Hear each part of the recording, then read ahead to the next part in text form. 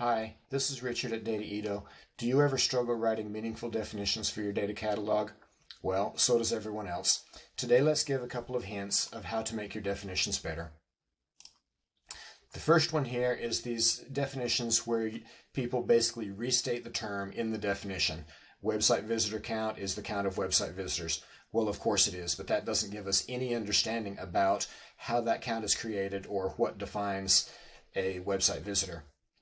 A better definition would be one like this, where we define who the people are who are visiting. Is it unique individuals who visit, or is it all of the visitors? In this case, we see it is the sessions where people visited. So it's the unique sessions, not the unique people.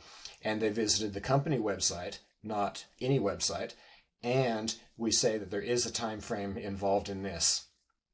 The next definition is this one, interaction ID. This is a unique ID that uniquely identifies each interaction.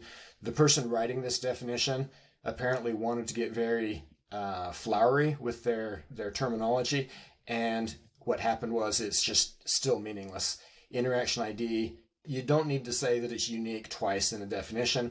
We already know that it's an ID, so this definition isn't very useful. A better definition is telling what it is that comprises the ID. Is it a number or is it a string? And what is it assigned to? It's assigned to each interaction. We don't need to say any more than that. A unique number or string assigned to each interaction.